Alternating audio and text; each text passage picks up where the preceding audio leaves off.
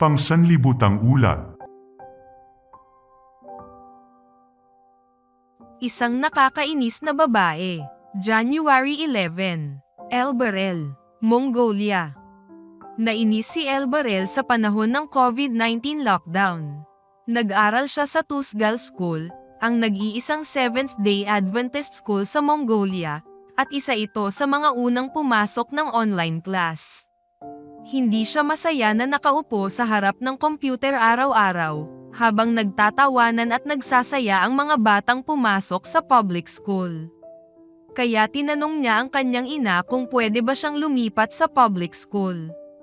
Okay lang sa nanay ni Elberel, ngunit hindi pumayag ang kanyang tatay na isang pastor ng Adventist. Siya at nag-aaral sa Andrews University sa Estados Unidos, malayo sa kanilang tahanan.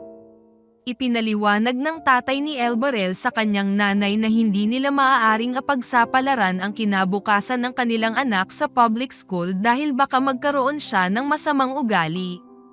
Kaya, nagbago ang isip ng kanyang nanay at sinabi kay Elberel na kailangan niyang manatili sa Adventist school. Si Elberel, gayunpaman, ay hindi sumuko. Tinanong niya ang kanyang tatay, sa susunod kaya na taon. Hindi nagpatinag ang kanyang tatay. Nang makitang walang silbi ang magpumilit, hindi na nagsalita pa si Elberel. Ngunit pagkatapos ng taon na iyon ay lumipat na din ang mga public school sa online class, at hindi na nakita ni Elberel ang ibang mga bata na nagtatawanan at nagsasaya. Kaya, nawalan na siya ng ganang lumipat pa ng ibang school. Nang matapos na ang lockdown at muling nagbukas ang lahat ng mga paaralan, naisip ulit ni Elberel na lumipat sa public school dahil sa isang babae sa kanyang klase. Palaging nakikipagtalo sa kanya ang kaklaseng babae at inaasar siya nito. Pagkaraan ng 2 buwan, si Elberel ay napuno na. Naisip niyang mas mabuti pang lumipat ng paaralan kaysa magtiis sa babae. Tinawagan niya ang kanyang ama, na nag-aaral sa Andrews University. "Daddy, ayaw akong tigilan ng babaeng ito," sabi niya. "Gusto ko nang lumipat sa public school." Sinubukang kausapin ng tatay si Elberel. "Hindi ka maaaring lumipat dahil lang sa maliit na dahilan na yan," sabi ng tatay niya. "Mas marami pang mga bata ang mambubuli sa iyo sa public school." Ngunit hindi pa rin sumuko si Elberel. Kaya, pumayag ang kanyang tatay. "Sige, hahayaan kitang lumipat sa public school sa susunod na taon," sabi ng tatay.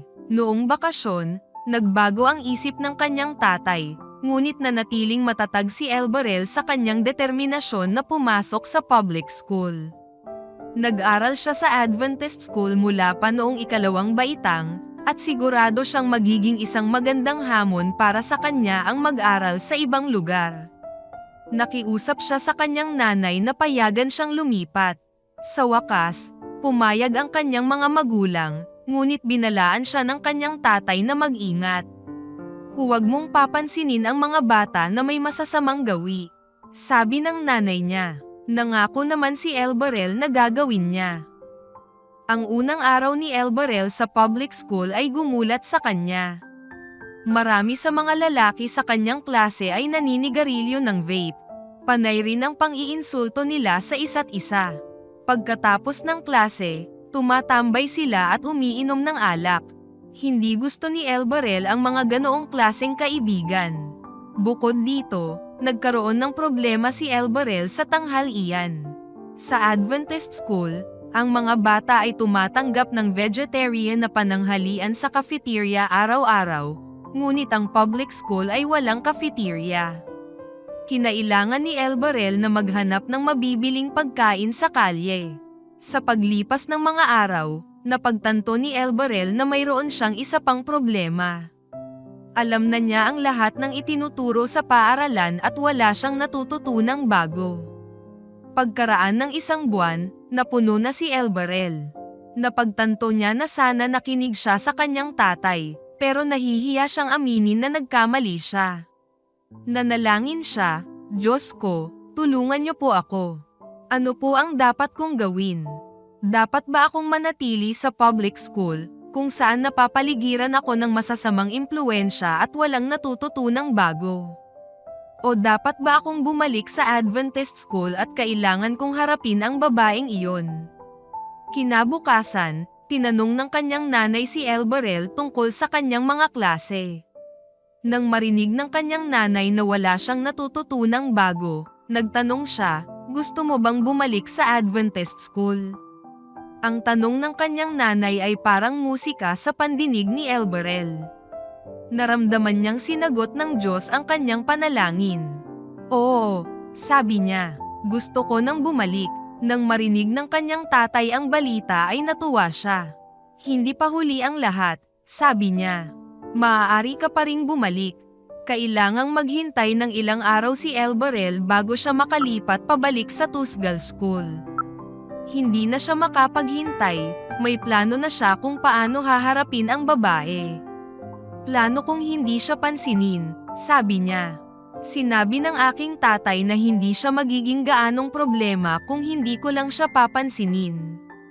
Ang Tusgal School na matatagpuan sa Ulaanbaatar, Mongolia, ay nakatanggap ng bahagi ng nakaraang 13th Sabbath offering na nakatulong para magkaroon ng mga bagong classrooms at isang library. Salamat sa iyong 13th Sabbath offering ngayong trimestre, na makakatulong sa pagbubukas ng isang recreation center para ipakilala si Jesus sa mga bata sa Ulaanbaatar.